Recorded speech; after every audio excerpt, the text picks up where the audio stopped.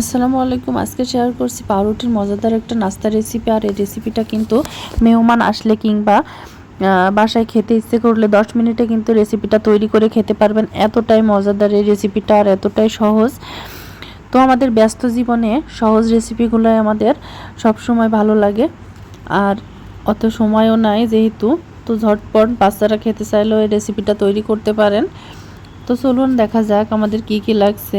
রেসিপিটা তৈরি করার জন্য এখানে একটা বোলে আমি ডিম ভেঙে নিয়েছি, এর ভিতরে দিয়ে দিয়েছি সামান্য একটু লবণ, তারপরে 2 টেবিল চামচ চিনি দিয়ে দিলাম।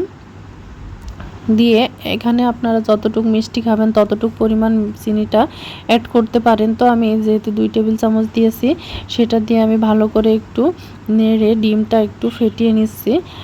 ডিম আর চিনিটা যেহেতু একসাথে মিশে গেল, এখন ডিমটাও অনেকটা গলে গেল।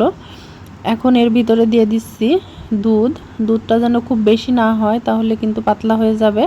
অবশ্য ডিমের পরিমাণ আপনারা বাড়িয়েও নিতে পারেন। 2টা ডিম আর 1 কাপের মতো দুধ দিয়ে কিন্তু রেসিপিটা তৈরি করতে পারেন। এর ভিতরে স্বাদটা আর একটু বাড়ানোর জন্য দিয়ে দিয়েছি আমি কালিজিরা। আর এই কালিজিরাটা দেওয়ার পরে এখন আমি ভালো করে একটু নেড়ে সবগুলো উপকরণ একসাথে মিশিয়ে নিয়েছি। প্যানে আমি তেল দিয়ে গরম করে নিয়েছিলাম। এখন এর ভিতরে পাউরুটি চুবিয়ে এখন এখানে ভেজে নিচ্ছি। আর এই রেসিপিটা কিন্তু খুবই মজাদার, বাসায় অবশ্যই চেষ্টা করবেন একবার তৈরি করার। এখন উল্টে পাল্টে একটু ভেজে নিতে হবে, খুব বেশি আছে ভাজতে যাবেন না, তাহলে কিন্তু যেহেতু দুধ দিয়ে ডিম দিয়ে ভেতরটা কিন্তু কাঁচা থেকে যাবে। তো এখন আমি এই যে উল্টে পাল্টে অল্প আছে ভেজে নিচ্ছি। এটা অবশ্যই কিন্তু চ্যানেলটা একবার ফলো করে দিবেন আর আমার ভিডিওগুলো অবশ্যই শেয়ার করে দিবেন। যাই হোক, তো এখন এই যে প্রায় হয়ে আসছে একটা পাশ, আরেকটা পাশও উল্টে দিয়েছি, হয়ে যাবে এক্ষুনি। তো রেসিপিগুলা এত সহজ রেসিপি কেন বানাবেন না বলেন তো?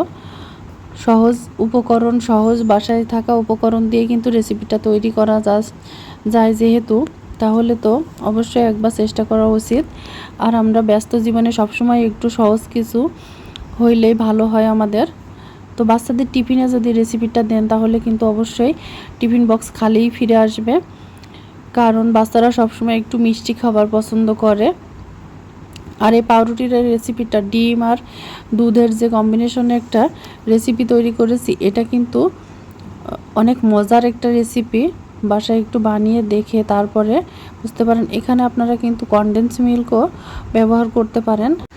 আজ এই পর্যন্তই। সবাই ভালো থাকবেন, সুস্থ থাকবেন। আর আমার চ্যানেলটা, ইউটিউব চ্যানেল অবশ্যই সাবস্ক্রাইব করবেন, লাইক কমেন্ট শেয়ার করবেন। আল্লাহ হাফেজ।